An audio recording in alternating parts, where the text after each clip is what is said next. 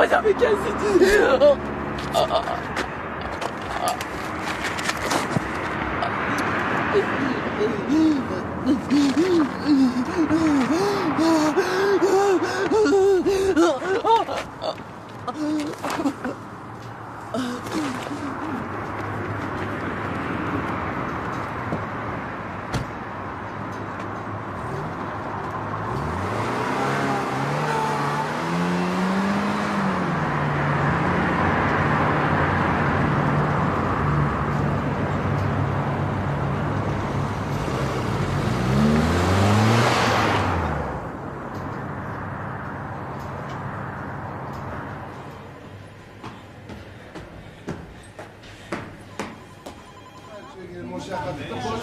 همینجوری که نمیشه هیچ مدرکی کسی رو بازداشت کنه. شما از این لقا نه چکی داری نه سفته‌ای نه کاغذ. خب شاهد دارم دیگه آقا، شاهد که دارم. خیلی خوب، دست شاهدتو بگیر ببر دادگاه ازش شکایت کن. اونا به ما ارجاع میکنن، ما هم رسیدگی میکنیم.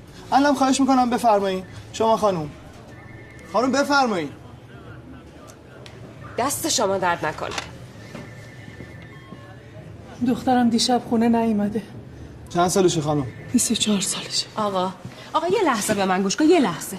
آقا خانم یه دقیقه صبر کن. ببین گوش کن به من. این یه جلبیه، شما نمیشناسینش که الان ولش کنی. این دوباره آب میشه میره تو زمین، دیگه دست هیچ عهد و ناسی هم بهش نمیرسه. اینو اینجوری نگاه نکن اینطوری مظلوم نشسته. این 20 تا خانواده رو بدبخت کرده، منو بدبخت کرده با یه تیکه کاغذ. اگه امروز هم من داد و بیداد نکرده بودم، هوا را ننداخته بودم، شما به موقع نرسیده بودین، رفته بود. حق با شماست خانم، ولی باور کنید ما نمیتونیم کاری برای شما انجام بدیم. الان هم اجازه بدیم به کار مردم رسیدگی. به کار مردم برسیم؟ من مردم نیستم. من شکایت نیاوردم پیش شما، کمک نخواستم. شما اگه به من کمک نکنی کی به من کمک کنه؟ خانم مثل اینکه شما متوجه نیستین. بدون حکم قضایی نمیشه کسی رو بازداشت کرد. اگرم الان ایشون اینجاست به خاطر درگیریش با شما توی خیابونه، لطفاً برین کارتون رو قانونی پیگیری کنید. مملکت قانون داره. باشه. من از شما شکایت میکنم. این مرد که در بره، من از شما شکایت میکنم. بفرمایید خانم. باباش بفهمه قیامت میکنه. تا حالا نشده و شب خونه نیاد. سابقه فرار داشته؟ یعنی چی؟ دوست پسری چیزی؟ نه اهل این حرفا نیست. خیلی خوب. روی این کاغذ اسم، مشخصات، آدرس منزل، آدرس محل تحصیل، خلاصه هر چیزی که به ما کمک میکنه بنویس. یه عکس هم ضمیمه پرونده کن تا دستور بدم برات بررسی کنم. ببخشید من دستم میلرزه، نمیتونم. میشه من بگم شما بنویسین؟ باش. نام سحر.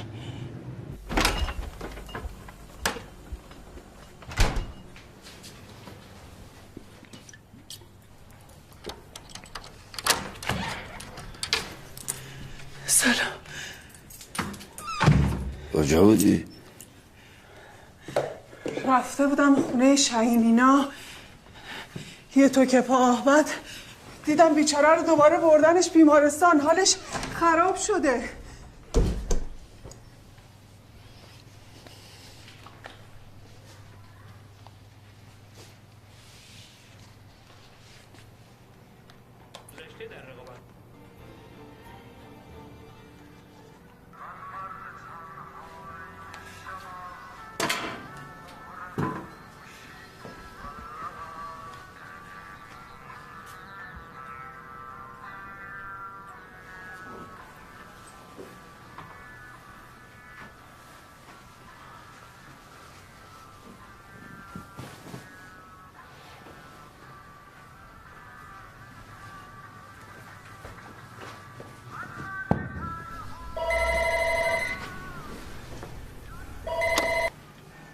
الو. بله سحر؟ نه خیر خونه نیستن. باز دانشگاهش باشن دیگه. شما هم شاگردیش هستین؟ الو الو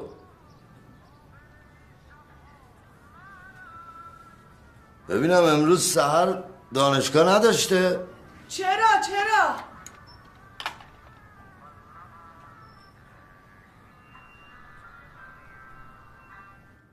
یعنی چی؟ خب چرا انقدر زود قطع کردی؟ چی باید میگفتم؟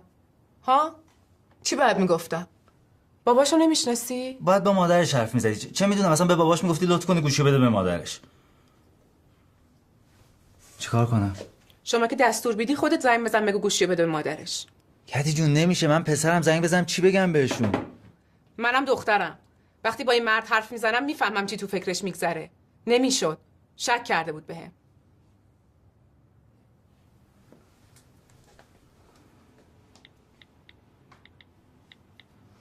من اصلا نمیفهمم این همه نگرانی تو از کجا میاد.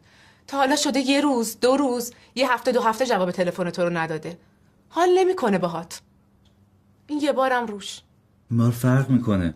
قرار شد رسید خونه تکس بده. تکس که نده چی گوشیشم خاموش کرده. بابا خود من شده 1000 بار تا حالا یه هفته تلفنم رو همه بستم. چیز مهمی نیست.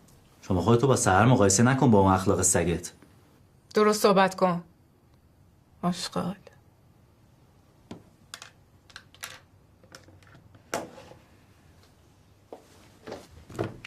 خیلی خوب حالا. دیوونه بازیاتو بذار جای دیگه. میشه لطف کنی بگی الان زنگ زدن شما چه فایده ای داشت ها؟ قرار بود زنگ بزنی یه خبری چیزی بگیری که 1-2 ساعت دیگه زنگ میزنم خونه‌شون. خبرت میکنم.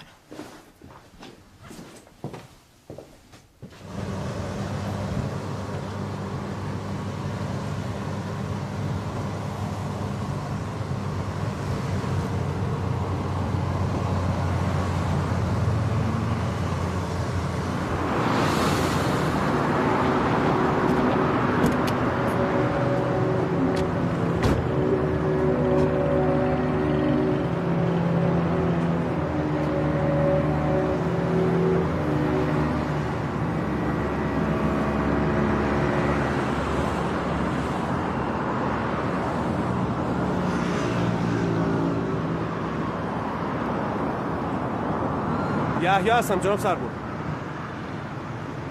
نه من جای قاضی پرونده بودم. بعد از حل ماجرای ورامی شما رو می‌فرستادم مرخصی بجن که بفرستم سراغ پرونده تازه. بله ما الان سر صحنه ایم. تو بزرگراه نیایش قبل و بعد خروجی چمران شمال و جنوب از هر دو طرف دوربین ترافیکی داره. بله بله بله من شخصا دوربینا رو بازبینی میکنم بهتون اطلاع میدم. حتما خدا نگهدار. نمیان جناب سرگل؟ نه ایشون میرم پزشکی قانونی. خب قاتل احتمالاً هم مسیر نیایش غرب به شرق حرکت میکرده. دختره رو دیده ماشین رو نگه داشته پیاده شده و باش درگیر شده. این تقریبا چند دقیقه طول میکشه درسته؟ اگه اون ساعت شب یه ماشینی با سرعت 60 کیلومتر از جلو اون دوربین رد شده باشه تقریبا 1 دقیقه بعد به دوربین بعدی رسیده. حالا باید ببینیم چه موتور یا ماشینی بود که حوالی اون صد کنار اون دوربین رد شدن و تا چند دقیقه بعد به دوربین بعدی نرسید. البته جناب سرگور که معتقد همون ماشین احتمالاً 10 یا 15 دقیقه بعد از مسیر نیایش غرب برگشته چون می‌خواسته مطمئن شده باشه که دختره کشته شده. ببخشید از اداره است. بله بفرمایید.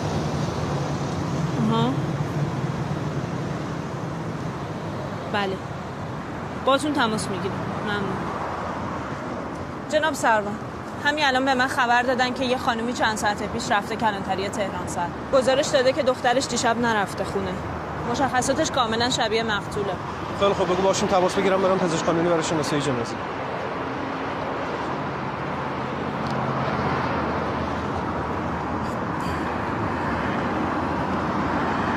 الو جناب سرور. یه خانومی دارن میان اونجا برای شناسایی همون مقتول. احتمال داره دخترش باشه. بله اطاعت.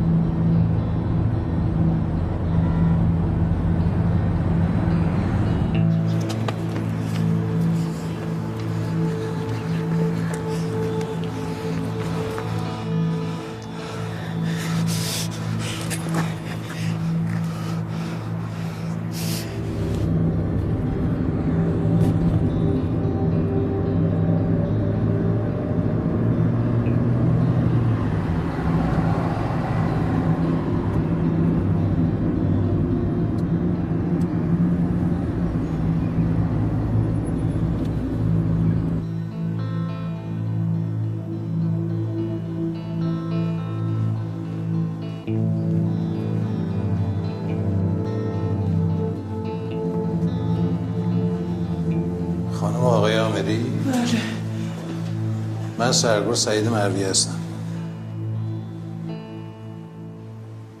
کدومتون میخوایم بریم؟ من میرم.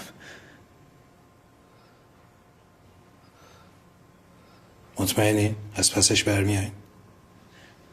بله. بذار من خودم میرم میبینم. من میرم. تو بشین، من میرم میبینم. گفتم من میرم.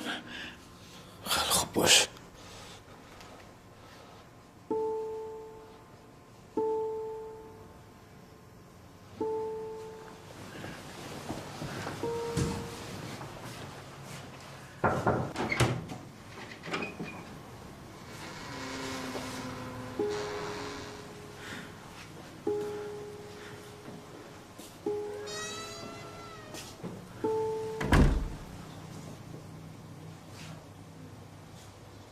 آماده این شما خانوم؟ بله.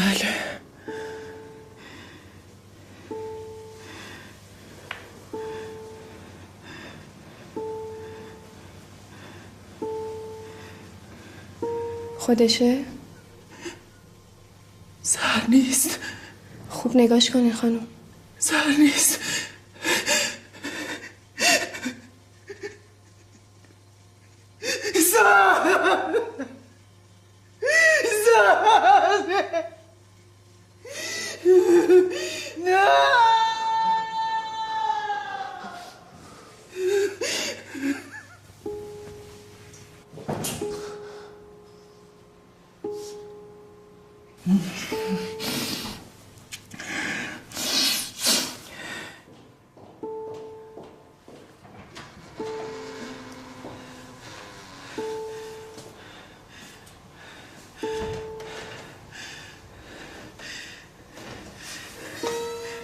سر نبود.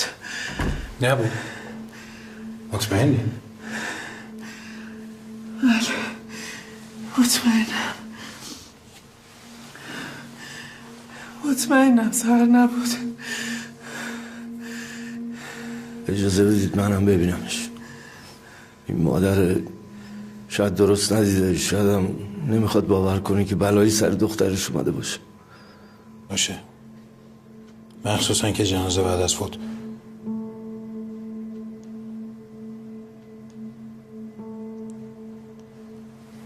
بریم ببین.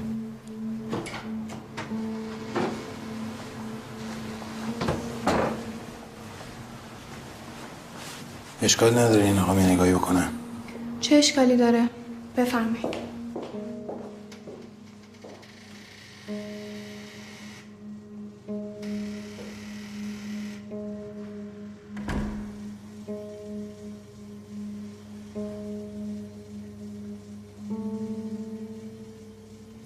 خودشه؟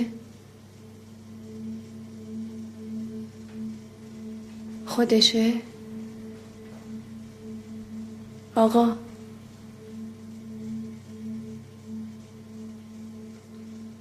نه نه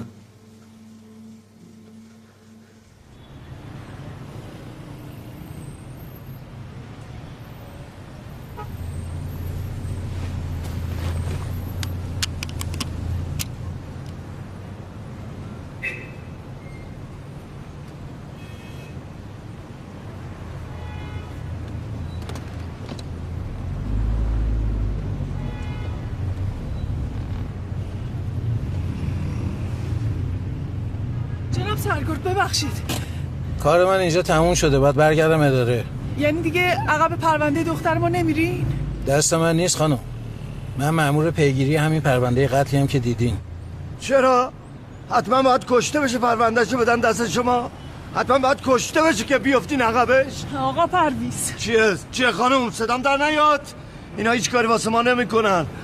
حالش هم که اینجا این واسه خاطر این جنازه است. گفتم دست من نیست، من مأمور پیگیری پرونده دیگه‌ام. هر کس وظایفی داره. بله حق با شماست. ما شامل وظایف شما نمیشیم. ما حاشیه نشینیم. شما پلیس شهرنشینایین. بله ما باید بزنید تو سر خودمون. برین اداره ببینین پروندهتون ارجاع شده یا نه. باهاتون همکاری میکنن. پلیس فقط من یه نفر که نیستم.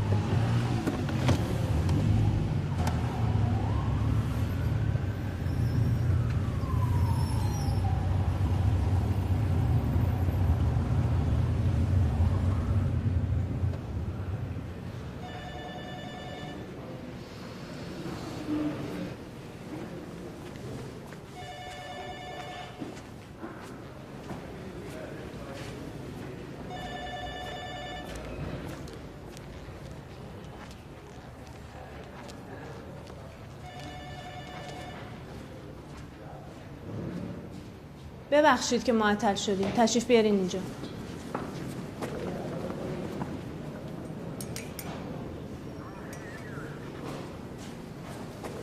بفرمایید. گرفتیم شناب سر بود. یه پراید بود که ساعت 12:38 شب از جلوی آخرین دوربین قبل از خروجی چمران جنوب رد شده بود، اما تا 5 دقیقه بعدش نه اومده بود تو چمران جنوب، نه چمران شمال، نه از جلوی دوربین بعدی تو نیایش رد شده بود. البته حدس شما درست بود، چون درست یه رو بعدش از جلوی دوربین نیایش غرب گذشته بود. خیلی سریع ردشو گرفتیم، رسیدیم به رانندش. یه جوون 35 ساله است که میگه مسافرکشی میکنه، ولی آثار درگیری تو ماشینش پیدا بود. البته سعی کرده بود پاکشون کنه، ولی جای لکه‌های خون هنوز تو ماشینشه. اعتراف هم کرده؟ فعلا که منکر همه چی شده. خیلی خوب. برین شروع کنیم. شما خودتون نمیخواین بازجوییش کنین؟ تا اینجا که خوب پیش رفتی. بقیه‌اش هم تموم کن. اطاعت.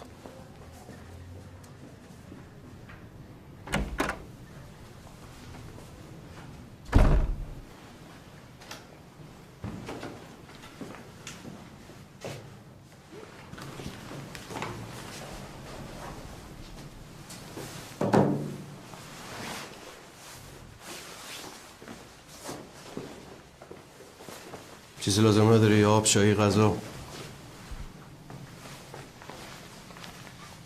اینجا رو دیوار چیزی میبینی که ما نمیبینیم؟ دیشب کجا بودی؟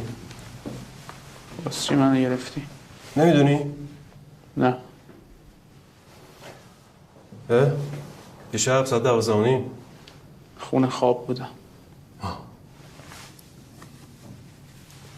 خواب بودی. این عکس ماشین تو هست یا نیست؟ کله رو سکون نده، جواب بده. آره. ساعت این زیرش چند نشون میده؟ ها؟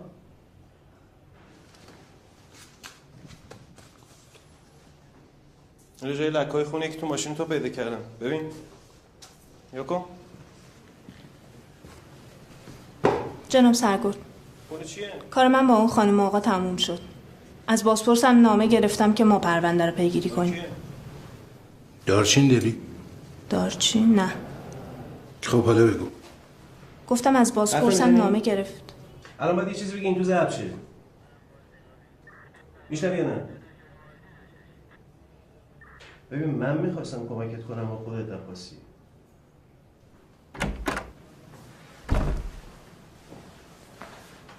کارت خوب بود، ولی 1-2 دقیقه بهش بیشتر فرصت نده. داشته میگفتی سحر آمری 24 ساله، دانشجوی رشته گرافیک. اینا رو که میدونیم، چیزایی که تو پرونده نیست.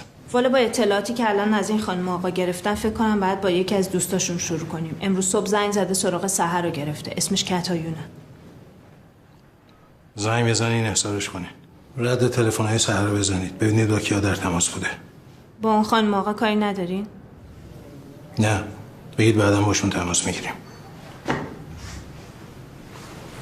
شما میتونید شروع کنید. فقط نفع باش، نرم در باش. اطاعت.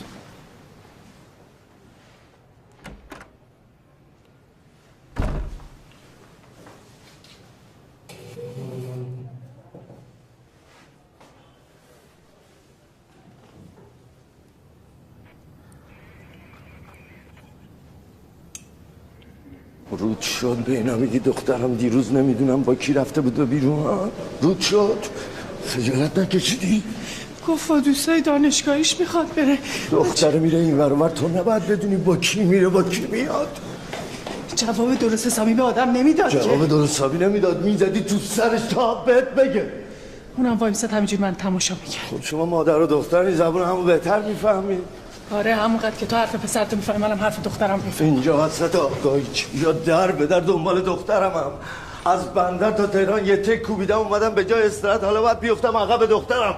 اگه تو میدونستی با کدوم دوستاش میرفته بیرون الان این بساطو نداشتم.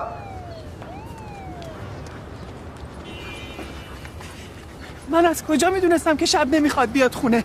همیشه با دوستاش میرفت بیرون، ولی تا حالا نشده بود که شب نیاد خونه.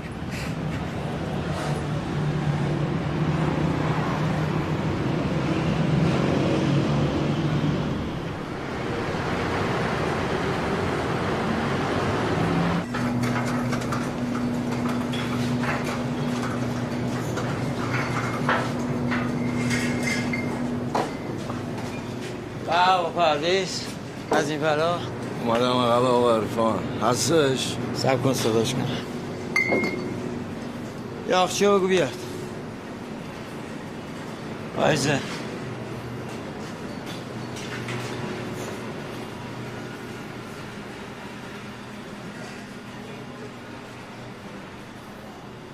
این برای آقا پرویز.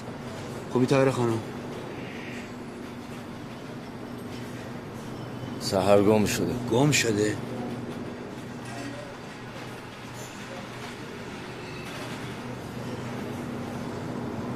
یعنی چی که گم شده؟ دیشب خونه نیومده، تلفنش هم خاموشه. پیش پلیس رفتی؟ دارن عقبش میگردن. تو چی؟ چیزی نداری با ما بگی؟ نه. چی باید بگم؟ آخرین بار همون تو محضر دیدمش سحر. دوستی آشنایی کسی رو میشناسی از دور بریاش؟ دیروز گفته که با دوستای دانشگاهش رفته بیرون. تو میدونی با کیا؟ نه بابا سحر حرفی در این باره به من نمیزد. منو در حد خودش نمیدونست. نیست دانشگاه قبول شد میرفت دانشگاه، نیست درس میخوند من ترک تحصیل. خودشو بالاتر از من میدونست. آرش میمد دو کلمه جواب آدم بده. اگه تو باش میساختی حال نباز تو شهر دنبالش میگشتیم. یه مرد بالا سرش بود. من میساختم؟ خودش اینجوری خواست. وگرنه من که دوستش داشتم آقا پرویز. چی میگی؟ خودش اومد گفت عرفان من و تو در کنار هم نمیتونیم خوشحال باشیم و همین حرفایی که من ازش سر در نمیارم. گفتم خب چی؟ گفت جداشیم. یعنی چی؟ ولی اینا که گفتن تو طلاقش دادی. سحر آخرین خواهشش این بود. نمیخواست شما بفهمین اون درخواست طلاق داده. تو عملش کردی رفت؟ چی کار باید میکردم؟ وقتی نمیخواست با من زندگی کنه نمیتونستم قول و زنجیرش کنم که. پس اون داستان شک و خیانت و گوشی موبایل و اونم بود. نه اینکه شک داشته باشم، جواب درستی که به آدم نمیداد. یکی دو بار پیامک‌های نصف شبیه اومد واسش برداشتم دیدم کیه، حرفمون شد. هی میگفت گوشی شخصی منه، گوشی شخصی منه. هی توهین میکرد. هی میگفت به تو ربطی نداره. آخه آدم گوشی شخصی دستش باشه که هر غلطی دلش خواست بکنه. حرفم حق نیست. شما بگو حق نیست. پرویز، آقا پرویز، پرویز، آقا پرویز، تو رو خدا دیگه چی قایم کردین از من؟ هیچی به خدا، ترسیدیم رضایت ندی به طلاق. معلومه دلم رضا نبود. خودشو بدبخت کرد رفت به کارش. طلاق گرفت چی شد؟ همه ساختمونای شهرک و حرف برداشت. حرف مردم رو چی کار داری؟ مثل باد میمونه میاد و میره. هنوز نفهمیدی پشت سر دختره حرف بزنن یعنی چی؟ میفهمم. ببینم آدرسی چیزی از سرکارش داری یا نه؟ اونجا واسه چی؟ واسه چی بریم ببینیم کسی ازش خبری چیز داره یا نداره. مگه ندیدی پلیسا گفتن بری خونتون میفرستیم عقبتون؟ مأمور جماعت واسه ما هیچ کاری نمیکنه. ندارم. یعنی تو این مدت نمیدونستی دخترت کدوم گوری میره چی کار میکنه؟ چرا داد میزنی؟ اینجا که کسی ما رو نمیشناسه. خب میدونم فقط با دختر زهرا خانم توی شرکت کار میکردن. بریم در خونه زهرا خانم. پرویز کجا؟ صبر کن خب زنگ میزنیم بهشون.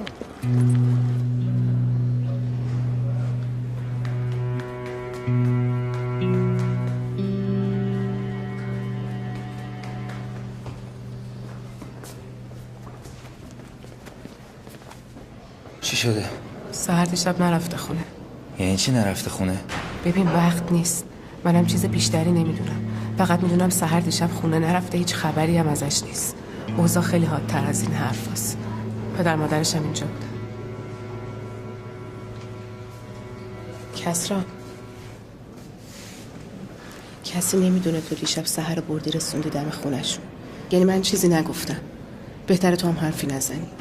کتی جون سحر دیشب خونه نرفته، میفهمی؟ خونه نرفته. بعد من حالا پاشم برم بهشون دروغ بگم؟ نه اینکه دروغ بگی، اما لازم نیست راستشو بگی. دیوانه، پات گیر میفته سر و هیچ پوچ. اصلا معلوم نیست دختره کجا گذاشته رفته. اون وقت من و تو باید تاوانشو پس بدیم. کجا گذاشته رفته ها؟ اصلا کجا رو داشته که بره؟ اگه جایی میخواست بره که به من میگفت. تو چه ساده و ببویی. اصلا تو چی کارش بودی که از زیر و بم زندگیش به تو بگه؟ ها؟ فوقش یه جاست فرند بودی براش. همین. کسرا، حالا که نگفته بهتره تو هم حرفی نزنی. اینا فقط میدونن ما دیروز با هم رفته بودیم پیکنیک، همین. چیز بیشتری نمیدونن. دیروز ما رفته بودیم پیکنیک، همین؟ خب اینه که ما خودمون میدونستیم. ما شما رو صدا کردیم اینجا که چیزای بیشتری به ما بگین. مثلا خانم آمری سحر کی ازتون جدا شد؟ چه جوری رفت خونه، با کی؟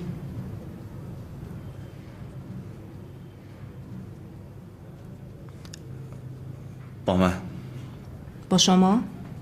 بله من بردم رسوندمش. کجا رسوندیش؟ دم شهرکشون. چه ساعتی بود یادتونه؟ حدود 12. چرا انقدر دیر؟ ترافیک بود، تمام بزرگراه بسته بودش. مسیر 1.5 ساعت رو 4 ساعت طول کشید تا از طالقون برگشتیم. خب بعدش دیگه همین قرار شد رسید خونه تکست بزنه بهم که خبری نشد ازش. نگران نشدین که چرا خبر نداده؟ دیدیم تلفنش خاموشه، دیر وقتم بود، گفتیم حتما چیزی شده تلفنشو خاموش کرده. صبح بیدار میشه خودش زنگ میزنه. پیش میاد برای هممون. چرا نگفته بودی برادرت برده رسونده سحر رو؟ ترسیده دردسر براش درست بشه. آره؟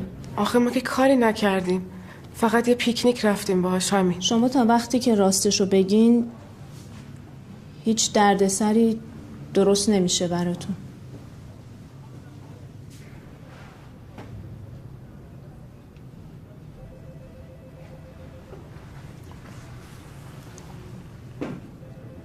دوست پسرش بودی؟ نه. نه؟ نه. مطمئنی؟ دوست پسرش نبودم. پس برای چی تنها بردی رسوندیش؟ کسرا دوستش داشت، خیلی دوستش داشت، اما سحر دو دل بود، میگفت کسرا مثل برادرم میمونه. داره راست میگه؟ چی؟ راست میگه مثل برادرش بودی؟ سحر اینجوری میخواست. پاشو بریم.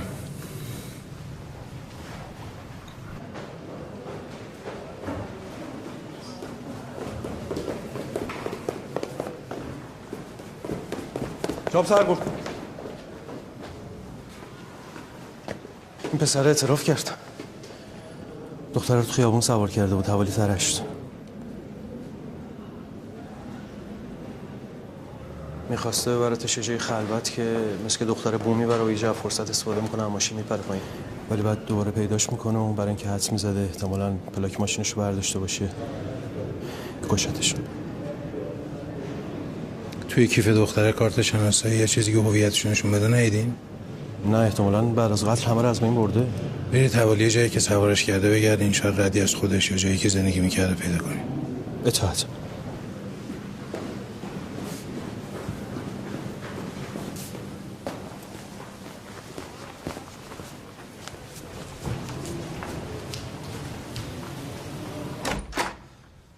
صاحب اینجا کیه؟ یواش، چرا داد میزنی؟ پرویز داد نزن. چی شده آقا؟ سلام علیکم. طوری شده؟ من بابای سحرم، آمری. خوب هستین آقای آمری؟ که اینجا دوست سحره. سحر دیشب نیومده خونه، میخوام بدونم کجا رفته. شما بفرمایید تو اتاق، الان میگم یکی از بچه‌ها بیاد اونجا. بفرمایید. دخترم تو رو خدا یک چیزی میدونی به ما بگو. نه به خدا من چیزی نمیدونم. سریع 20 روزی میشه که دیگه اینجا نمیاد. وقتی میرفت حرفی نزد، چیزی نگفت؟ نه اصلا.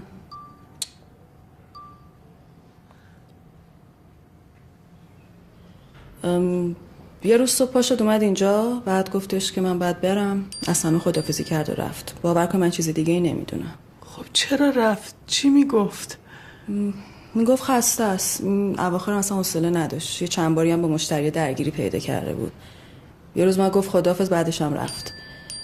ما خیلی اصرار کردیم که اینجا بمونه ها، ولی خب گوش نداد. برام ما داریم همه اینجا کار میکنیم، بعد شغل خوبی هم داریم، نسبت به کاری هم که میکنیم خب دستمزدمون بد نیست، ولی خب سر بلند پرواز بود دیگه، نموند اینجا. خرجیش و پول دانشگاهش از کجا میورده؟ خب حتما یه جای دیگه کار میکرده نه؟ من نمیدونم، چیزی به من نگفته.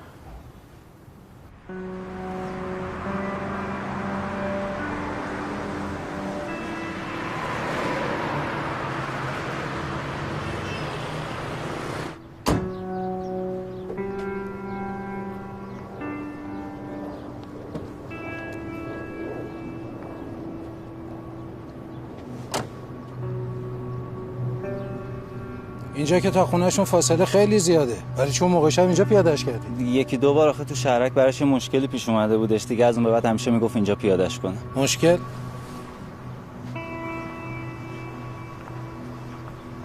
چه جور مشکلی؟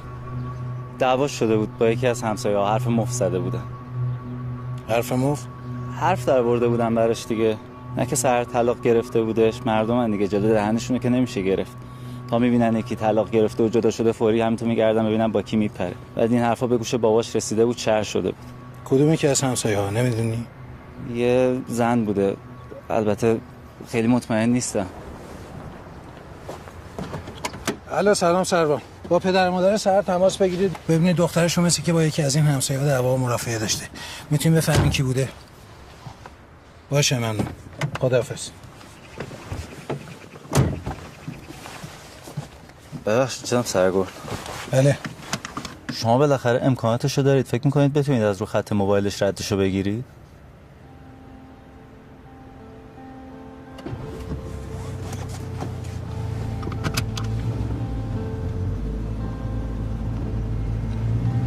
آخرین جایی که موبایلش آنتن داده حوالی همین شهرک بوده.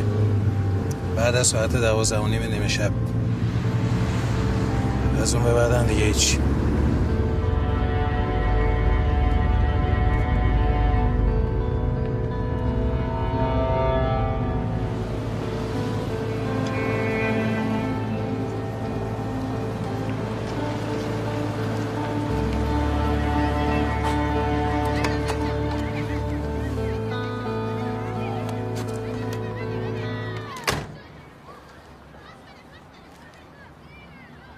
چطور؟ کسی چیزی گفته؟ قرار نیست شما سوال بپرسید خانم. با سحر عامری درگیر شدین یا نه؟ خب بالاخره این چیزا تو عالم همسایگی هست دیگه. تازه درگیری هم نبود به اون صورت. البته نمیدونم چی به شما گفتن. من فقط چند تا جمله بهش گفتم من باب تذکر. من باب تذکر چی بهش گفتین؟ به خدا من منظور بدی نداشتم. تازه فقط من نبودم که. از این در همسایه‌ام همه بودن. همیشه منو میندازن جلو، نیست که اینجوریم. من باب تذکر پرسیدم چی بهش گفتین؟ من فقط بهش گفتم این رفت و آمدا چیه داره، زشته، آخر عاقبت نداره. اونم جوابمو داد. کدوم رفت و آمدا؟ مگه رفت و آمدی داشت؟ طلاق گرفته بود که هیچ. هر روز با یه رنگ مو 70 قلم آرایش از خونه میزد بیرون. هر شب با یه مرد با یه ماشین میومدم در شهرک. بابا ما اینجا زن جوون داریم. خب اینا فساده دیگه. من بعد میگم فساده. سلامت کو. سلام. دخترمه.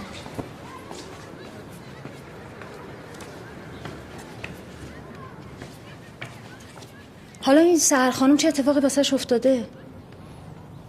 دیشب برنگشته خونه. این که چیز عجیبی نیست. حتما با یکی از اون مردایی که هر شب پیاده‌اش میگه فرار کرد. دیدی من گفتم فرار میکنه، بفرما فرار کرد. اون آقا پسری که اونجا ایستاده اون میورده میرسوندش؟ چه میدونم والا، اون حتما از همون مرداییه که باشون رابطه. نه اون نبود. اونی که من دیدم سن سالدار بود، جا افتاده بود. مطمئنی؟ آره. ماشینش چی بود؟ با چی میوردش؟ از این ماشین بزرگا بود، سفید بود، اسمشو نمیدونم. همین بزرگا جدیده. شاسی بلند.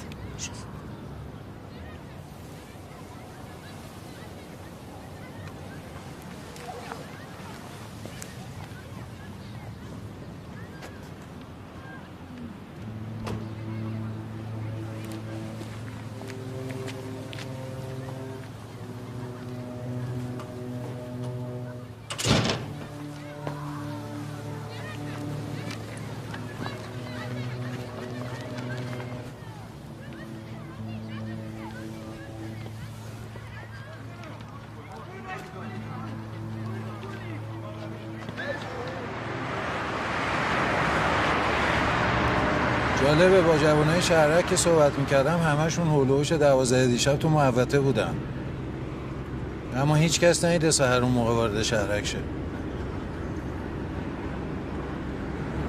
خدا من همون جایی که گفتم پیادهش کردم. منم نگفتم دروغ میگی، گفتم کسی ندیده سحر وارد شهرک شه.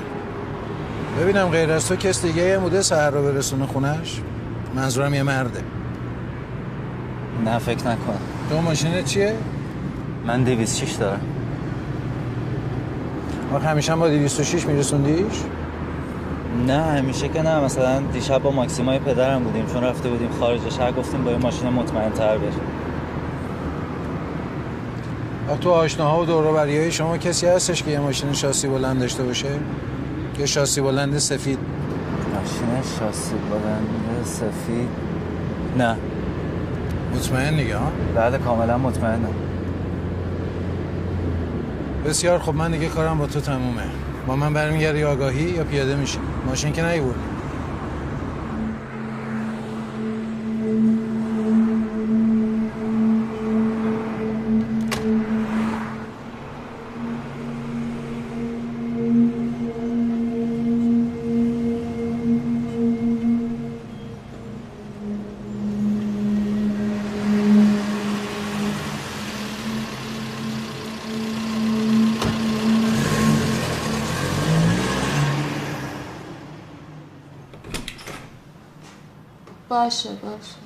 باشه من یکم کارم طول میکشه. من حرکت کردم بهت خبر میدم. سلام. باشه. آقا کجا؟ آقا اینجا رو یکم گرفتارم، ولی یکی از این شبه حالا قرار می‌ذاریم با دیتیل براتون توضیح میدم. پریسا خانوم. سحر کجاست؟ سحر کیه؟ ببخشید آقا یاشفته، من نتونستم جلوشونو بگیرم. پس شما رو برای چی گذاشتن پشت این در؟ میگی سحر کجاست یا نه؟ فامیل باید بگی عزیزم. فامیل. اسم فقط توی خونه کاربرد داره. بیرون از خونه توی جامعه باید فامیل آدم رو بگی. شاید 10 تا سحر اینجا داشته باشم، چه می‌دونم کیو میگی؟ آمری سحر آمری. شما مدارکتون که تکمیل شد بدینش به منشی من. پس همه چیز اوکیه دیگه؟ بله خیالتون راحت باشه. خانم پویا. بله. خواهش می‌کنم از همین امروز زبان رو دنبال کنی. آیلتس هم نباشه. بله چشم.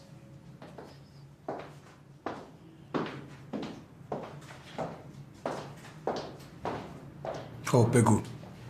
گفتم که من دنبال سحر آمری میگردم. اینجا خونشه؟ خونه باباشه؟ خونه باباش نیست. از دیشب خونه نیست. بازم جایی غلط اومدی. باید بری کلانتری. رفتن. اتفاقا الان دارن دنبال یه مردی میگردن که ماشین شاسی بلند داره، یعنی شما. این همه ماشین شاسی بلند تو این شهره. مگه هر کی سیبیل داشت بابای توه؟ سحر اینجا میومده و میرفته. حرفی به تو زده؟ نه. پس از کجا میدونی؟ شما به اینش کاری نداشته باش، جواب من فقط بده. جواب شما که روشنه. یا خودت میری بیرون یا یه جور دیگه باهات برخورد میکنم.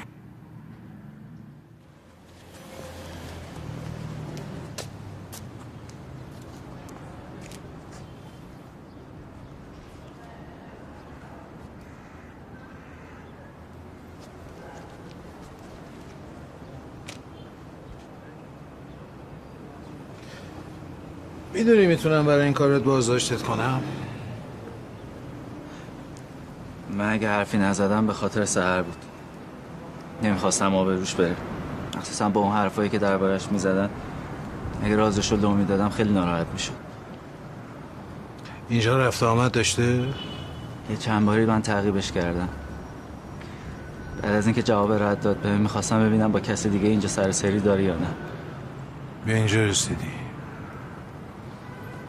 چیزی هم دستگیرت شد؟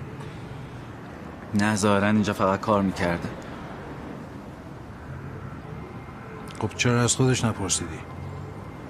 نمیخواستم بدونه دارم تعقیبش میکنم.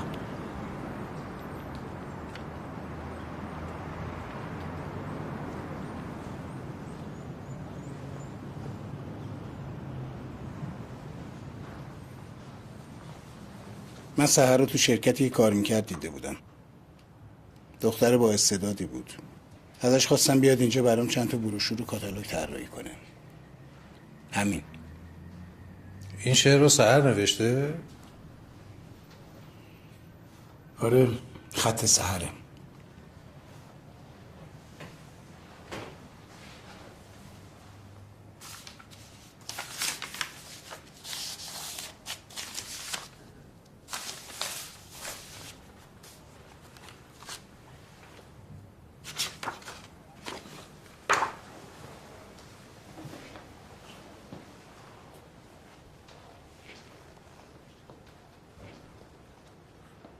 آخرین بار کی دیدیش؟ سحر رو میگم. دیروز که نیومد، پری روزم نیومد. فکر میکنم روز قبلش بود که یه سری بهمون زد. شما اینجا کار خدمات مهاجرت میکنین ها؟ بله. هر نوع ویزایی که فکرشو بکنین جناب سرگرد. آدموشو دارم میبرم بر. برای سحر چی؟ براش ویزا نگرفتی؟ چیه؟ چیزای ناجوری پرسیدن؟ سحر همیشه دنبال رفتنه. البته اگه پرسجو درباره رفتن و نشانه تصمیم برای رفتن بدونی. یعنی اینجوری که میگی به فکر مهاجرت و اقامت بود. به کجا؟ عجبه. ببین مثلا میرفت سراغ اون نقشه، دستشو میذاشت روی نقطه‌ای، میگفت که اینجا کجاست؟ میگفتم مثلا نروژ. بعد میگفت چجور کشوریه؟ منم واسش ترشیح میکردم که نروژ چجور کشوریه، یا مثلا براش میگفتم که چه ویزاهایی میده، یا اینکه با چه پولی میتونه هر کدوم از این ویزاها رو به دست بیاره. از اینجور چیزا. دو وقت شده بود از این جاهایی که میگی بخواد براش ویزا بگیری؟ نه، سحر عجوله، میگه اینا خیلی طول میکشه. منم همیشه بهش میگفتم که خب نمیتونی که سرتو بندازی پایین بری اونجا. این جناب سرگرد، جوونا قوانین بین‌المللی رو نمیدونن. هر جای قانون خودشو داره. شما تو خونت یه قانونی داری، تو جامعه یه قانونی، تو دنیا هم یه قانونی. ولی جوونا پایبند هیچ قانونی نیستن. نه قانون خونه، نه جامعه. اونا فقط میخوام برن. و توصیه تو بهش چی بود؟ چرایی پیش پاش گذاشتی؟ برای اینجور کیسا که پول و پله‌ای در کار نیست، بهترین ویزا ویزای تحصیلیه. اما اونم 1 سال طول میکشید. ویزایی که سحر میخواست ویزاییه که پولشو فقط دکلدوزا میتونن جور کنن که میخوان یه شبه بذارن برن. پس برای اینا ویزا میگیری؟ دکلدوزا رو میگم. نه راستش دوست ندارم کار غیر قانونی کنم. همیشه در چارچوب قانون. قانون خودت یا قانون مملکت؟ قوانین بین الملل. من که فقط تو ایران کار نمی کنم که. یعنی با این حساب هیچ ویزایی برای سحر نگرفتی؟ تا اینجایی که در خدمت شما هستم نه.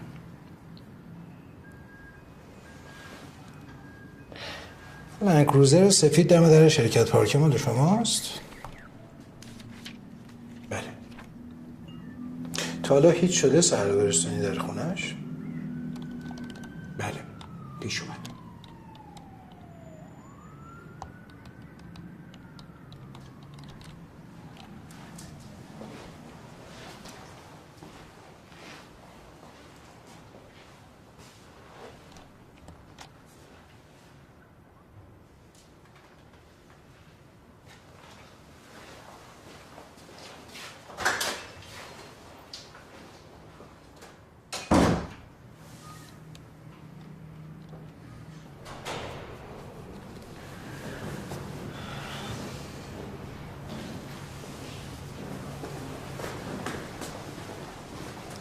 بشین اونجا منتظر باش تا صدات کنم.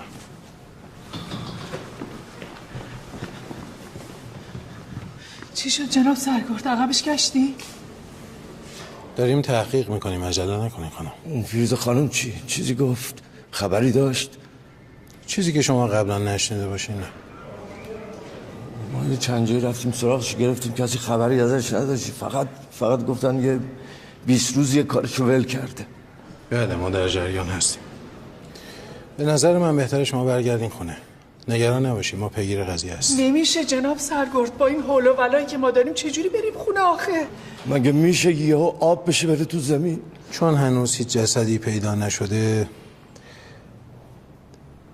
احتمال فرار از خونه هست. یعنی چی آقا؟ سحر باید برای چی از خونه فرار کنه؟ هستن دخترایی که به خیال یه زندگی بهتر از خونه در میرن.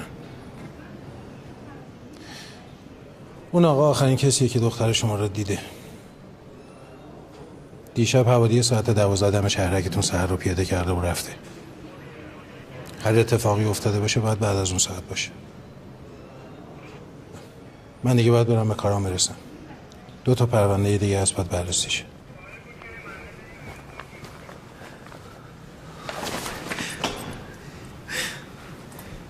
سلام. دیشب کجا بودی؟ با دخترم چیکار کردی؟ چه خبر شده؟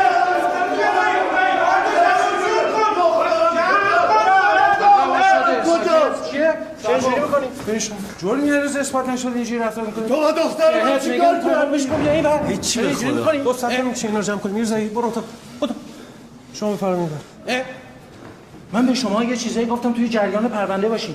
یه بار دیگه صدات بره بالا منم ها جور دیگه رفتار میکنم. فهمیدی؟ دختر من گم شده دیشب نیومده خونه شما منو تهدید میکنی. میگم صداتو بیار پایین. آروم باش. چطور آروم باشم؟ چطور آروم باشم وقتی همه صاف صاف تو چشم نگاه میکنن و دروغ میگن؟ کی به دروغ گفته؟ دروغ چیه؟ شما پلیس این مملکتید 1000 جور پرونده تو دستتون بوده. تا حالا شده یه دختر پسر با هم باشن و برن و بیان و هیچی بینشون نباشه؟ معلومه. این همه آدم یا نمیرن چیزی بینشونه؟ دیوانه. تو خودت باور میکنی؟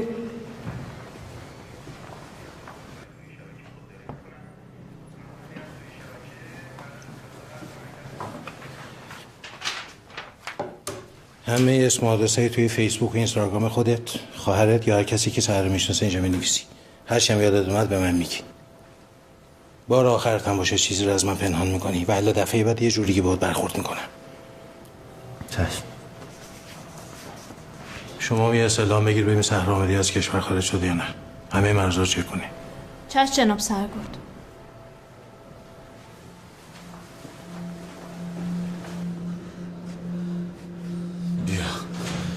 اینم از دختر بزرگ کردنت. این همه زحمت بکش، کار کن، پول درار، آخرش با این لنده رو هم بریز و آبرو تو به بازی بگیره. اینجوری نگو پرویز. چجوری حرف بزنم؟ مگه این پسر رو ندیدیش؟ ها؟ فکر میکنی 12 شب این پسر با دختر تو خیابون چیکار میکرده؟ هر کاری هم کرده باشه نمیاد که بذاره کف دست من و تو.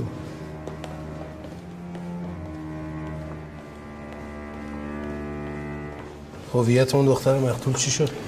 رفتیم حوالی ترش رو گشتیم. یه خوابگاه دانشجویی بود که حد زدیم دخترها باید مال اونجا باشه. رفتیم پرسجو کردیم و حدسمون هم درست بود. باریکلا. خیلی ممنون. اسمش مینا شمسه. دیشب ساعت 11 رسیده خوابگاهشون ولی بسته بود. هرچی در زده التماس کردی کسی براش در باز نکرده. مثل که طبق قوانین خوابگاه دانشجویی بعد ساعت 9 دیگه کسی راه نمیدن تو. راه نمیدن؟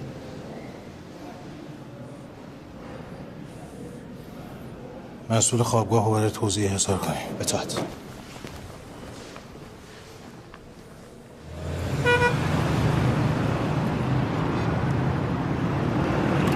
دربست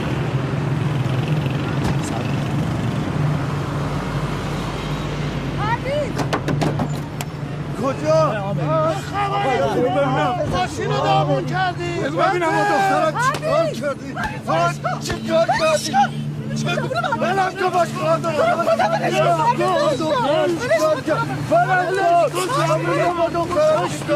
بلش کن آخه چیکارش داری؟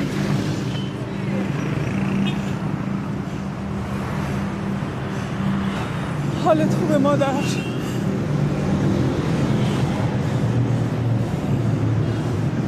ببخشید.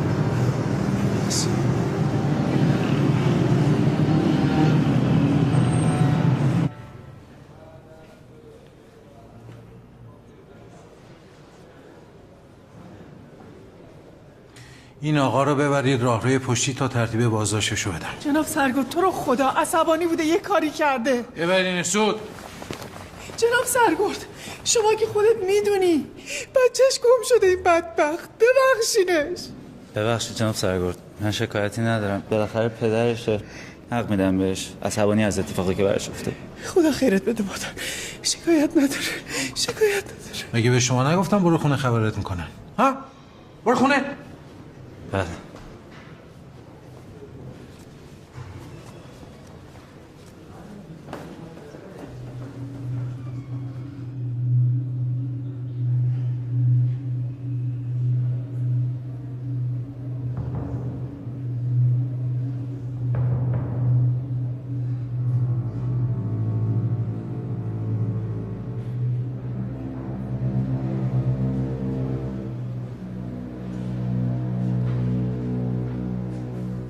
جناب سرگرد،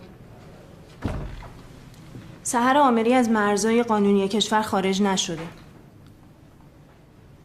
میخواین از ردای امنیتی استعلام بگیریم؟ به هر حال دانشجو بوده، شاید فعالیت سیاسی داشته. آره حتما. خانم آمری هنوز اون بیرونه؟ بله. بگین شوهرشو ول کنن، به خودش هم بگیم بیا تو.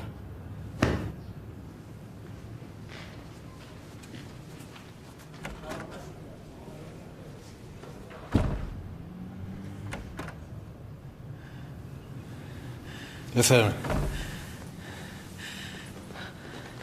خبری شده؟ بشینین لطفا. خبر تازه‌ای که نه، اما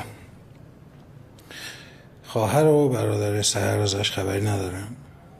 نه، سحر باشون میونه خوبی نداره. سیما خواهرش همش بهش میگه قانع باش، بچسب به زندگی، اینقدر غر نزن. با سهرابم که بعد از طلاقش همش دعوا مرافعه دارن. مردمم که خدا خیرشون بده همش حرف مزخرف میزنن. بچم سهرابم جوونه، خب غرور داره، میشنوه میاد سر سحر خالی میکنه. این سهراب الان کجا هست؟ والا نمیدونم، خونه که نمیاد، بیشتر با رفیقاشه. یعنی شما نمیدونین پسرتون کجا میره، از کجا میاد؟ حریف نمیشم که. به زور فرستادیمش خدمت، اونجا هم بند نشد، فرار کرد. الان بهونه کرده میگه میگیرنم بیام خونه. گمونم میخواد با دوستاش باشه، خونه نیاد. پس شما نمیدونین الان سهراب کجاست؟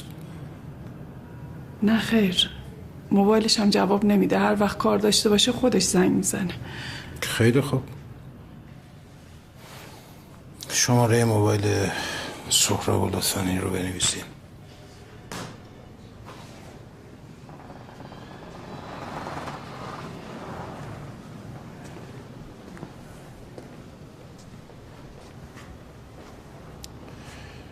گفتم نگهت دارن تا حساب کار دستت بیاد که مملکت قانون داره. قرار نیست هر کی را بیفته برای حل مشکل خودش یقه گیری کنه. متوجهی؟ ای آقا گذشت اون روزا. حالا هر کی قانون خودشو داره حکم خودشو میده.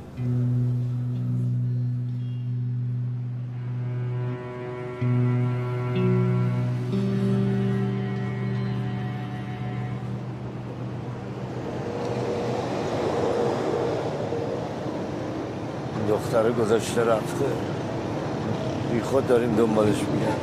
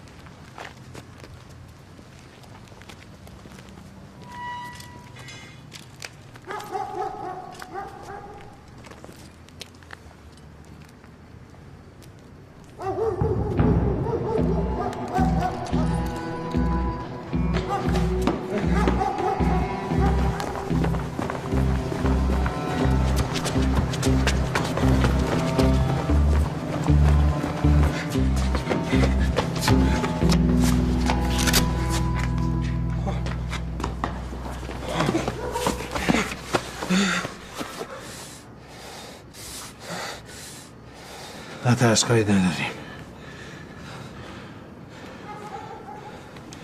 تو سهرابی؟ آقا سهراب کیه؟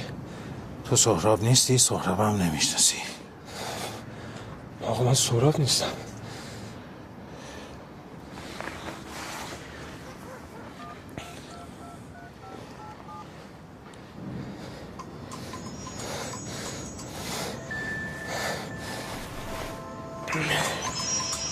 برای چی دروغ گفتی؟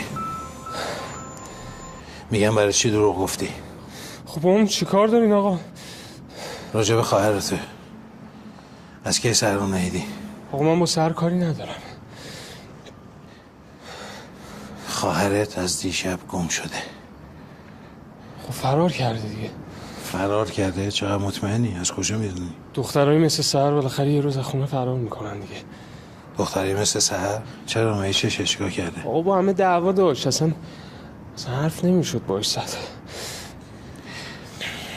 برای چی فرار کردی؟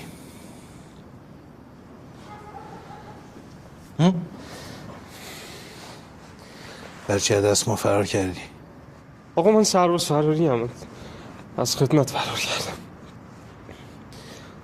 از کجا فهمیدی ما پلیسیم؟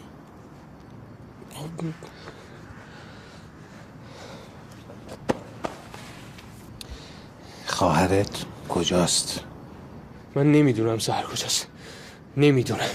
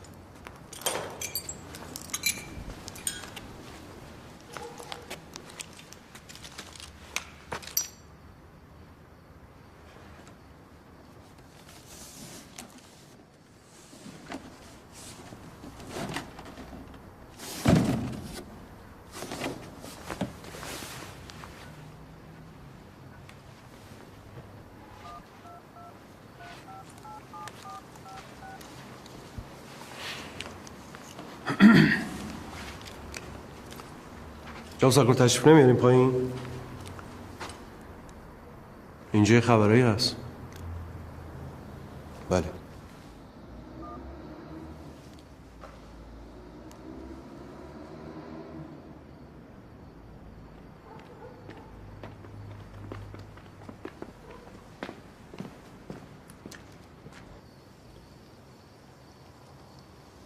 آره اطلاع بده به بچه‌های مبارزه با قاچاق کالا. نه یه کارخونه متروکه است. باشه خداحافظ.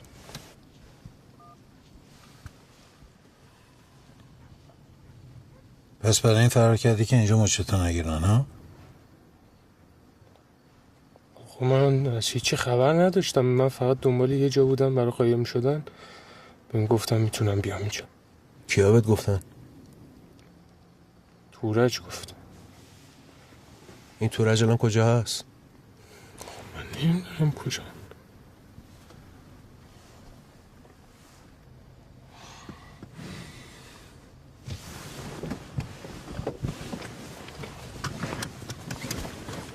میخواین تحویلم بدی؟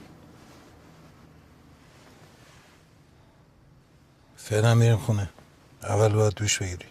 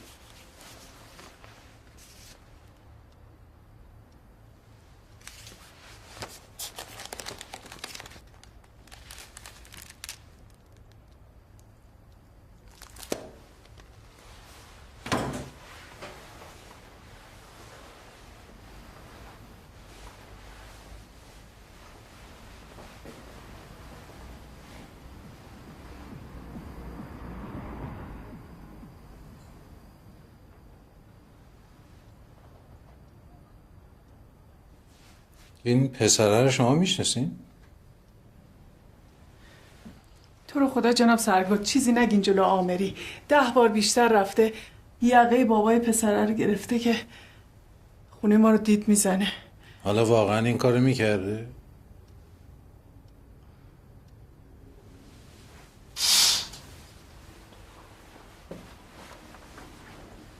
ببخشید جناب سرگرد، بالاخره منم تو این جامعه دارم زندگی میکنم. صبح تا شب با 100 تا از بچه‌های مردم دارم سر و کله میزنم. با پدر مادراشون تو ارتباطم. میدونم به خدا تو این جامعه داره چی میگذره. سحر آدمی نبود که بخواد اون وقت شب فرار کنه، اونم با اون عجله. عجله؟ مگه عجله داشت؟ شما از کجا میدونی؟ قرار بود چه اتفاقی براش بیفته که عجله داشت؟ ما از کجا بدونیم جناب سرگرد؟ به خدا هر چی میدونیم همون چیزاییه که امروز فهمیدیم.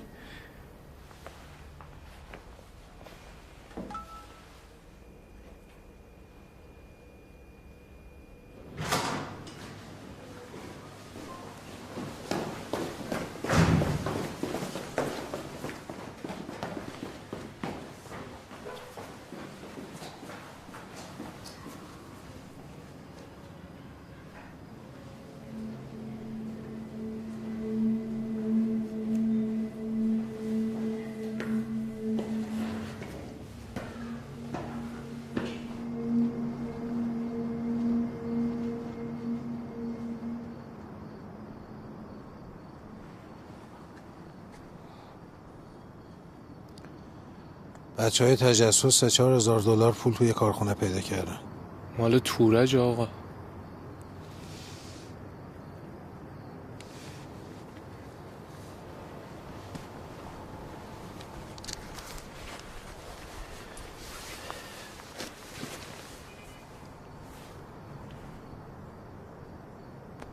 هنوزم میگی باشون همدست نبودی؟ نیستم آقا.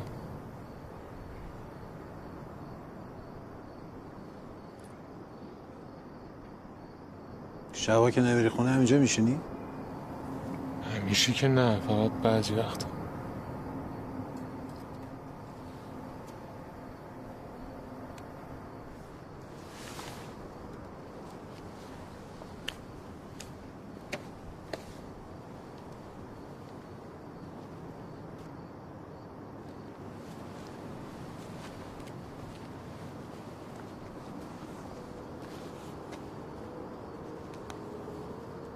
یه پسری رو میشناختم تقریبا هم سن و سال تو بود.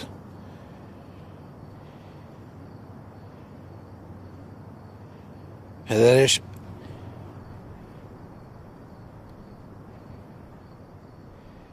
مواظب خودت باش.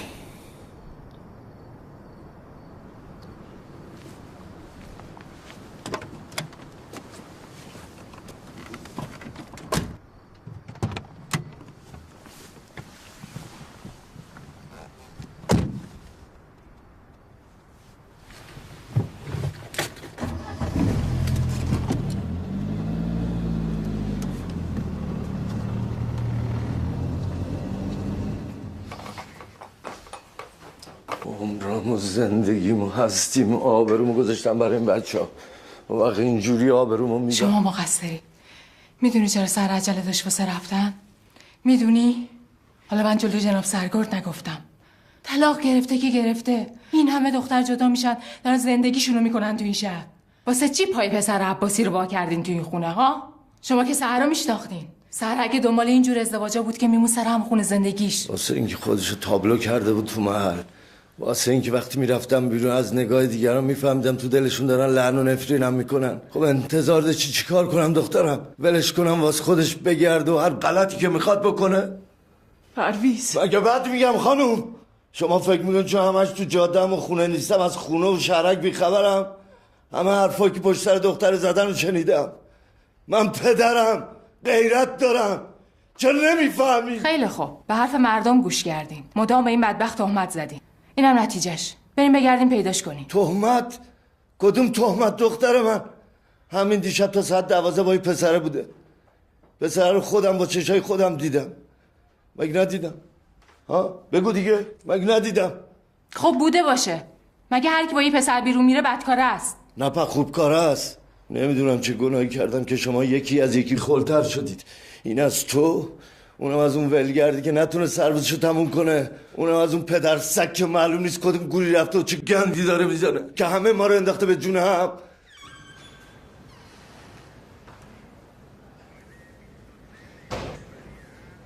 جاب سرگرد آوردیمش مسئول خوابگاهو.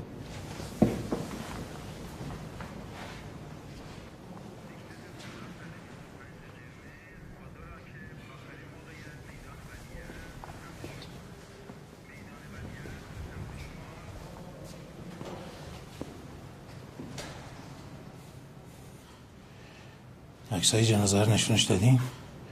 نه هنوز. نشونش بدیم ببینه چه دست و بدی به آب داده. من طبق قانون به وظیفه‌ام عمل کردم.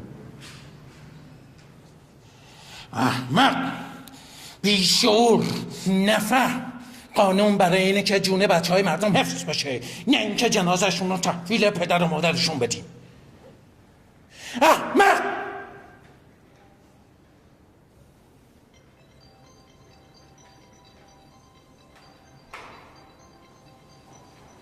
یه لحظه شما بیا با من بریم.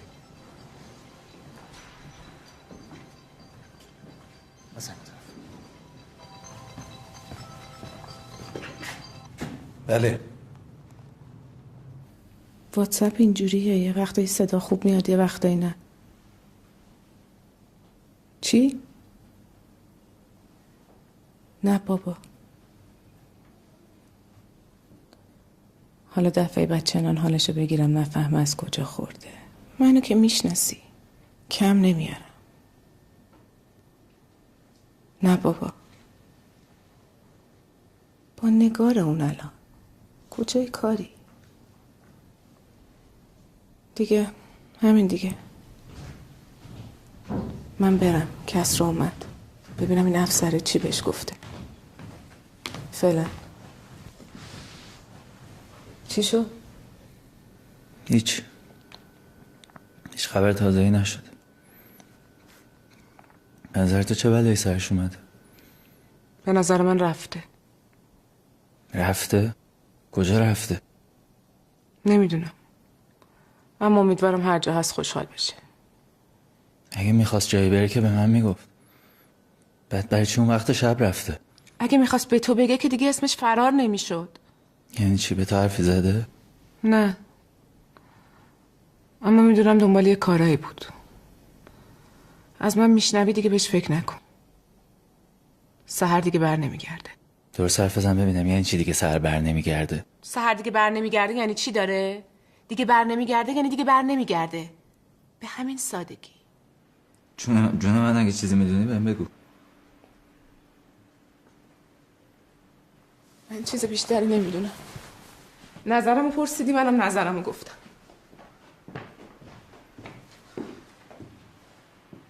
رفته.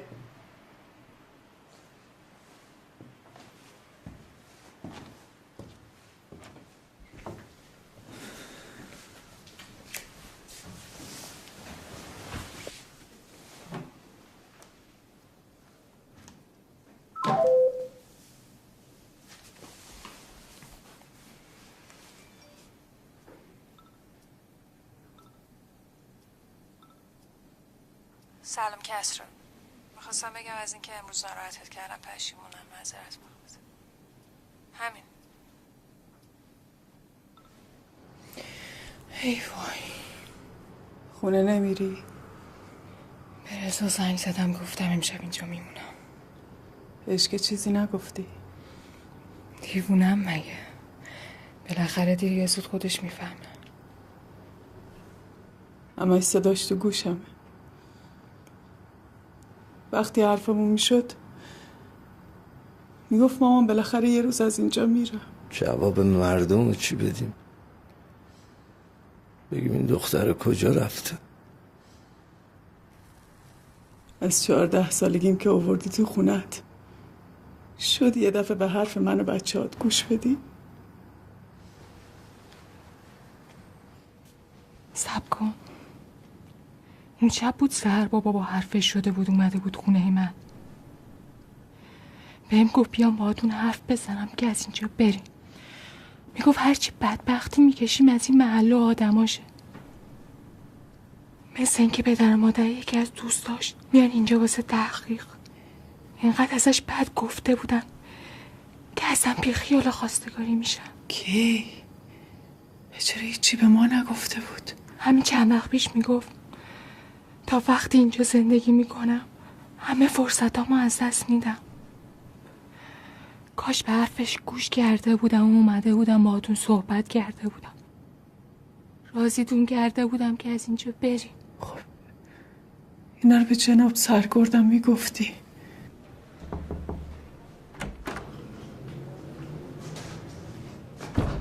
جناب سرگرد،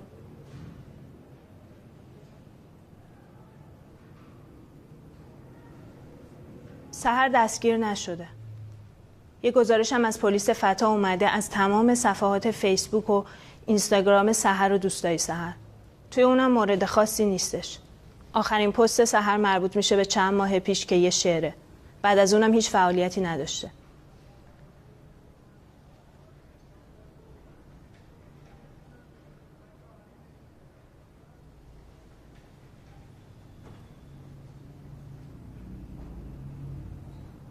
خود شما چه حسی میزنی صدفا؟ اگه جاش بودی چیکار میکردی؟ بالاخره شما یه زنی میتونی حس بزنی. اگه میخواستی فرار کنی اینجوری میرفتی؟ ساعت 12 شب؟ نه، به نظر من که اصلا منطقی نیست. یعنی دلیلی نداره مگر اینکه با کسی قرار داشته، از ماشین کسرا پیاده شده، با یکی دیگه رفته. سوار ماشین کی؟ چجوری قرار گذاشتن؟ نه تلفنی داشته، نه SMS رد و بدل شده. شاید از اپلیکیشن های موبایلی استفاده کرده، مثل تلگرام، وایبر، لاین، همه اینا میتونه باشه.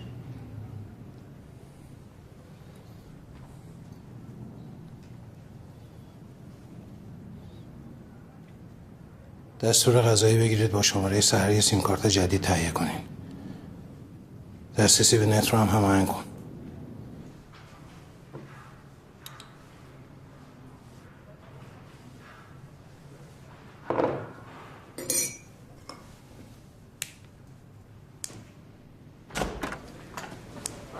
جناب سرگرد، اینم از سیم کارت.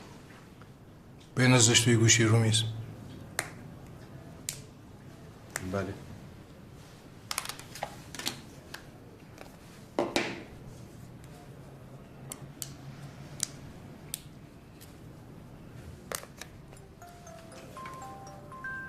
خب با چه اپلیکیشنی شروع کنیم؟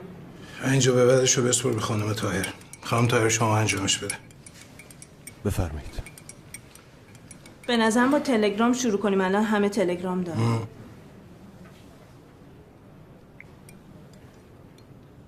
کدش اومد.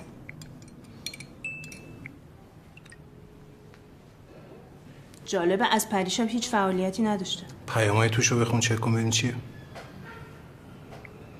این کسراست، این خواهر کسرا، یه آقایی با حرف کیو انگلیسی ذخیره شده. بقیه‌ش هم گروه ها و پیام‌های تبلیغاتیه. ببین چه پیامایی با هم رد و بدل کردن همین آقای کیو. پیغامای عجیب و غریبی دادن. سحر زده جواب آزمایش رو گرفتم. بعد کیو زده مطمئنی میخوای این کارو بکنی؟ سحر زده آره.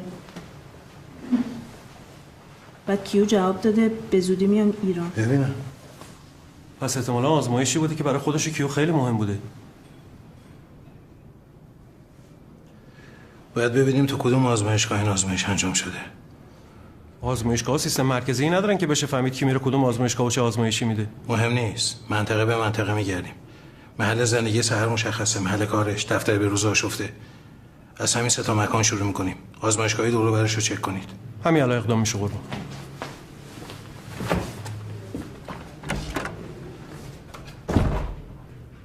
فکر کنم داریم به نتیجه میرسیم قربان.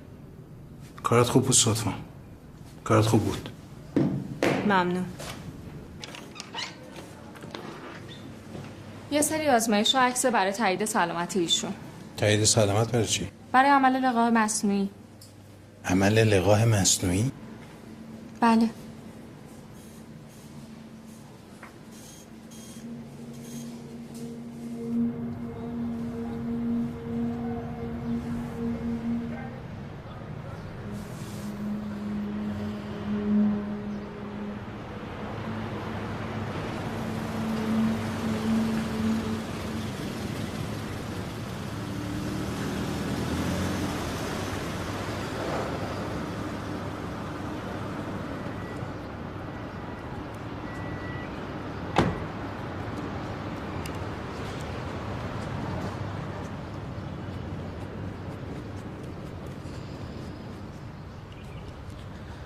امیرعلی جاست فرنده.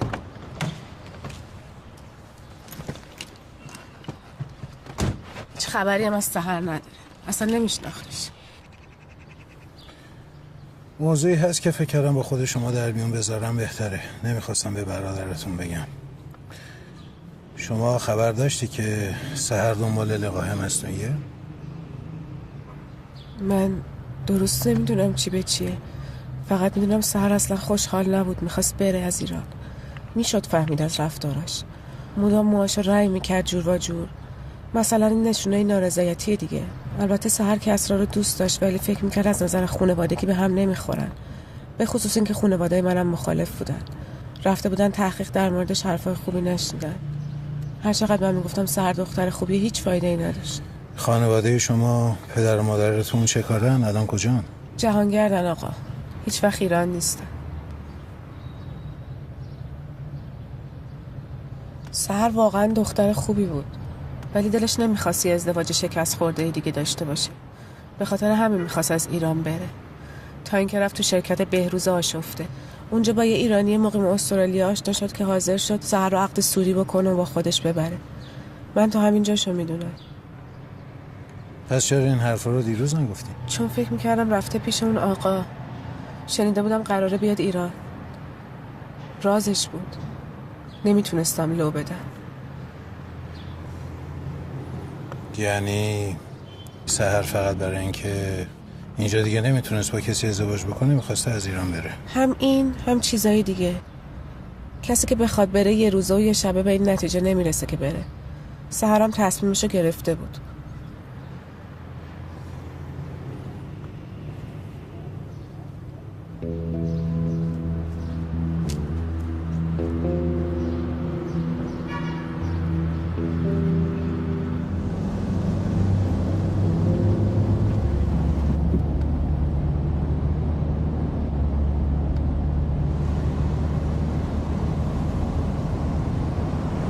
سیمان شرق خوبه.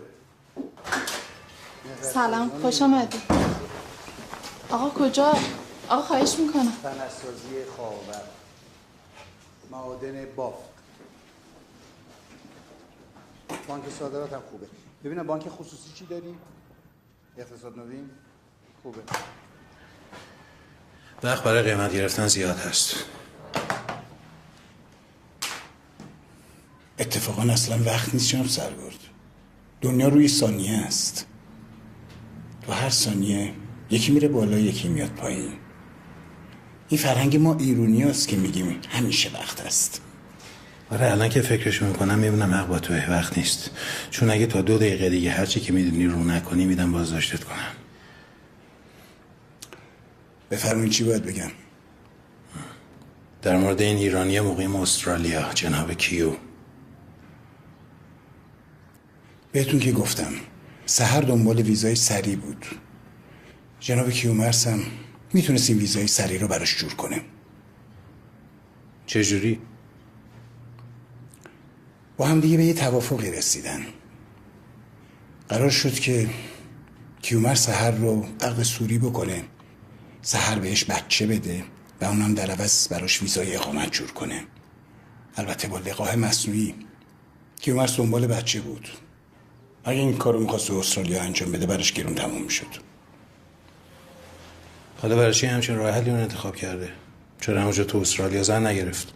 رازه. مربوط میشه به زندگی شخصی کیومرث. این کیومرث الان ایرانه؟ آخر هفته آینده میاد. برای همچین عملایی مجوز میدن؟ اگه دلیل پزشکی داشته باشه. اگرم نداشته باشه آدمشو دارم که دلیل پزشکیشو جور کنه. تو که گفتی کار غیر قانونی نمی کنی. غیر قانونی؟ غیر قانونی کدومه؟ ویزای اقامتش که قانونیه. لقای مسئولی هم که مصوبه مجلس و دولت رو داره. این کیومرث از سحر هیچ خبری نداره؟ دیروز که شما رفتیم باهاش تماس گرفتم. گفت خبری از سحر نداره. که هیچ خبری ازش نداشت؟ نه. مطمئنی دیگه؟ آره؟ باش تماس گرفتی هیچ خبری نداشت. اسم فامیلش چیه؟ مدنی.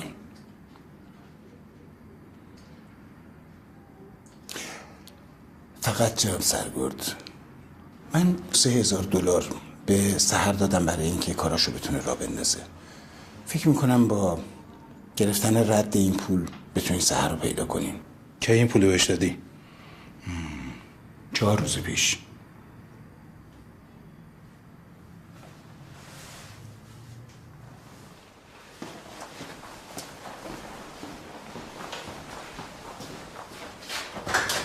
الو سلام سروان. اول اینکه سحر آمری حساب یا حسابهای بانکیشو چک کنید ببینید از دیشب ساعت 12 برداشتی داشته یا نه. دومی که شخصی به نام کیومرث مدنی استعلام بگیریم ببینید از هیچ کدوم مرزهای کشور وارد شده یا نه.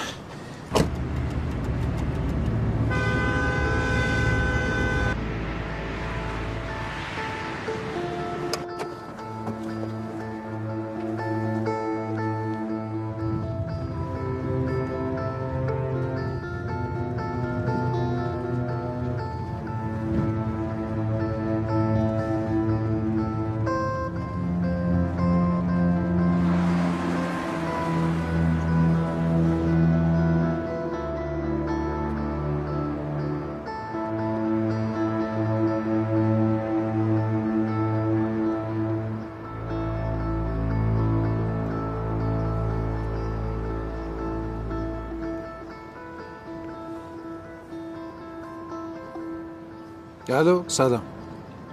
خب حساب دیگه ای نداشته مطمئنین؟ موجودی چی؟ فقط؟ این چند روزه 3-4 هزار دلار پول بهش داده بودم. کیومرث مدنی چه خبر؟ آره تو تلگرام سحرم هست. نه میدونستم نیومده، فقط میخواستم مطمئن شم.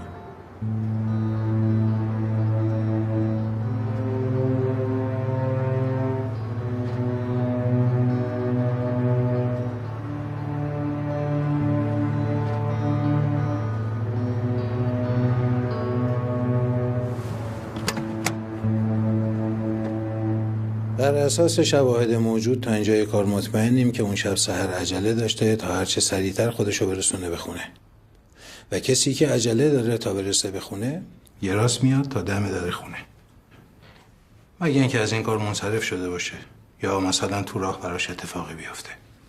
مثلا چه اتفاقی؟ مثلا اینکه تماسی باش گرفته شده باشه یا کسی اومده باشه دنبالش، مثلا یا آشنا. با آدم گیر ردشون زدین؟ هیچ کدومشون. باید کس دیگه ای بوده باشه. البته یه احتمال دیگه هم هست که شماها چیزی میدونین ولی به من نمیگین. مثلا شاید آقا پسرتون بدونن که پولای توی کارخونه مال کی بوده. پول؟ کدوم پول؟ سحر $3000 پول از کسی گرفته ولی به حسابش وارد نشده. دلارای توی کارخونه مال سحر بوده، نه؟ بله، تو اتاقش پیدا کردم، داشتم دنبال یه چیزی میگشتم. پس چرا برشون داشتی؟ بهش گفتم که سر این پولا از کجا اومده، بعد جواب درست حسابی نداد. منم فهمیدم پس رفقا راست میگن دیگه، راست میگن سحر از کجا پول در میاره. حرف دهنتو بفهم سهراب، آدم به خواهرش اینجوری نمیگه. بابا بشین. اتفاقا من میدونم اون پولا از کجا اومده و هیچ ربطی هم به حرفای سهراب نداره آقای آمری. بشینین. پس تو هم پولا رو برداشتی و دیگه برنگشتی. خیلی خوب باشه. پس تا اینجای کار شما یه چیز خیلی مهم میدونستی که به من نگفتی. دیگه چی میدونی؟ اون شب بعد از ساعت 12 سحر رو ندیدیش؟ ندیدمش نه. مطمئنی ندیدی از ماشین پیاده شه؟ گفتم ندیدم. اصلا شما از کجا میدونید که سحر ساعت 12 شب پیاده شده؟ راست میگه جناب سرگرد.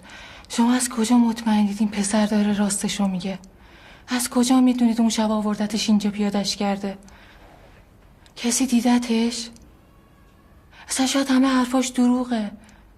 اصلا شاید 12 شبی تو کار نبوده. شاید هم همش نقشه است که کشیدن. خب بالاخره جیک تو جیک هم بودن دیگه. این بچه ویرانه میگه شما از کجا میدونید این پسر به شما راست گفته باشه؟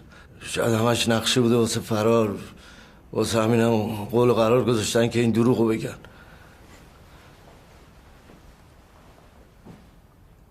از کجا میدونی چیک تو چیک بوده؟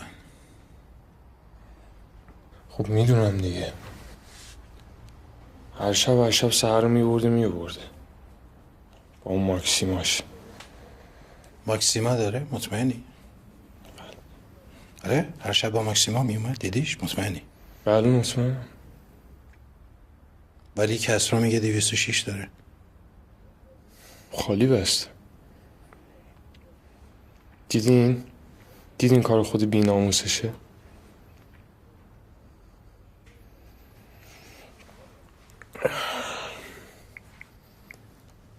الو سلام. غیر از شب آخر شده بود که سحر رو با ماکسیما بیاری برسونیش؟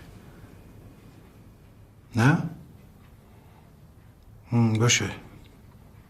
نه داریم هنوز تحقیق میکنیم. ممنون خداحافظ. به نظرم این پسره داره یه چیزایی رو از ما مخفی میکنه.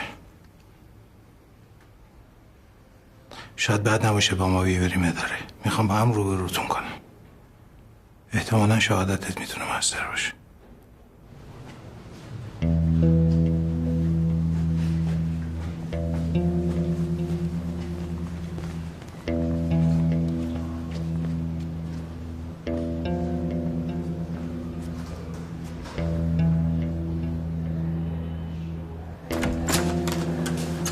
بشین.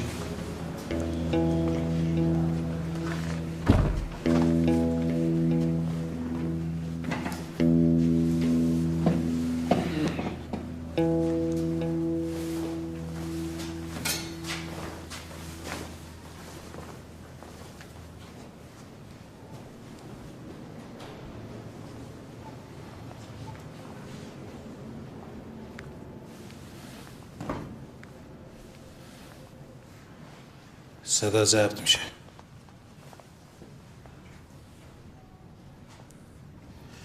خب تو گفتی که از کجا میدونستی ماشین کسرا ماکسیماست؟ خب آقا از بچه ها شنیدم که سحر رو با این ماکسیما میارن. یعنی چند بار بوده؟ نه یه بار. بله. مطمئنی چند بار بوده؟ آره؟ مطمئنی؟ بله آقا چند بار بوده. ولی اون پسر میگه که فقط یه بار سحر رو با ماکسیما رسونده در خونتون. میدونی کی؟ نه کی؟ 2 شب پیش و بعدش سحر گم شد. خب آقا شاید داره. تو اون شب اونجا بودی. تو با چشمای خودت سحر رو دیدی که از ماکسیما پیاده شد. و بعدش چه اتفاقی افتاد؟ باهاش درگیر شدی. سحر رو با اون پسر دیدی، قاطی کردی و باهاش درگیر شدی. سحر کجاست؟ ازت پرسیدم سحر الان کجاست؟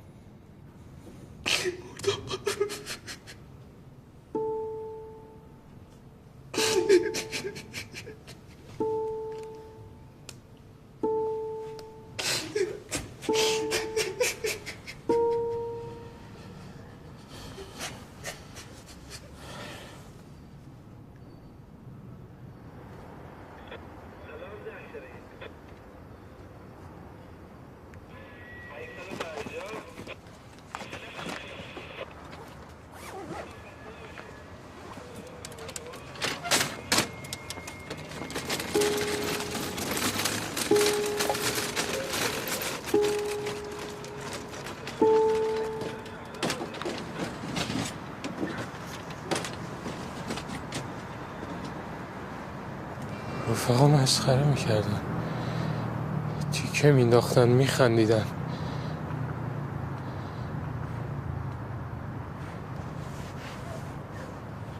صد بهش گفتم سهر جمع و جور کن خودتو. گوش نکن، گوش نکن. از کجا میدونی حرفی که راجبش میگفتن درسته؟ پسر میرفت میومد، همش پشت سرش حرف بود، همش حرف میزدن. خب بابا ما هم آدمیم دیگه. خب نمیخواستم پشت سرمون حرف باشه، نمیخواستم بد و بیرا بگم پشت سرمون. روز که دیدمش بهش گفتم بیاد اینجا، میخوام پولشو بهش بدم.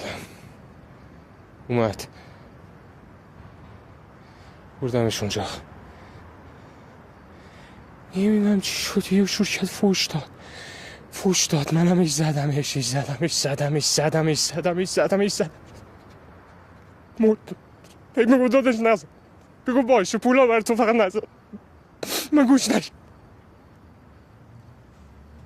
چرا وقتی التماست کرد دلش نکردی؟ همه اون حرفا، همه اون تیکه ها مسخره کردن ها، همش جلو چشم بود، همش. میدونی چرا من از سربازی در رفتم؟ بخاطر اینکه یکی اونجا چو انداخته بود خواهر این کار است. میدونی چرا خونه نمیرفتم؟ بخاطر اینکه نمیخواستم چش تو چش باشم. این میگفت داداش نزن پولا بر خودت، فقط نزن. من از کجا مطمئن شدی که مرده؟ شاید وقتی دفنش میکردی هنوز زنده بود.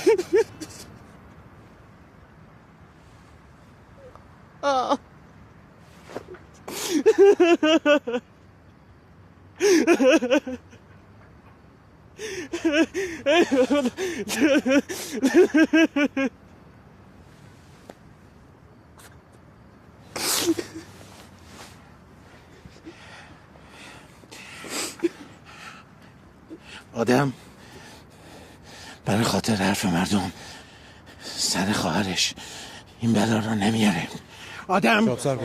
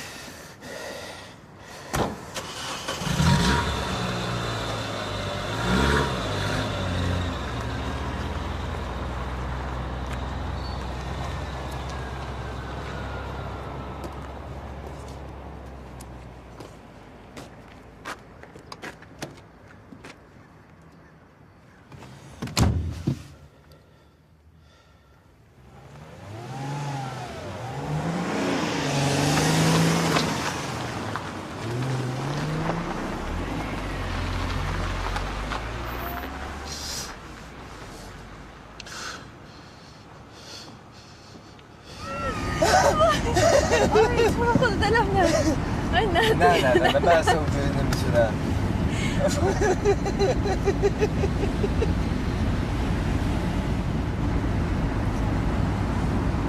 چرا ساکت شدی؟ هیچ. نگرانی داری دیر میری خونه؟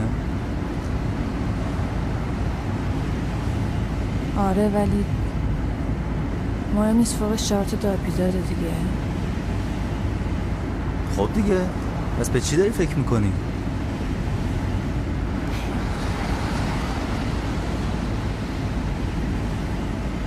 راستی ببینم این قضیه 2 ساعته چیه؟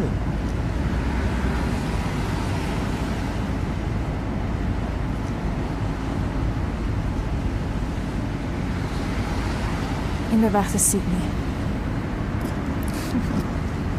واقعا؟ سیدنی؟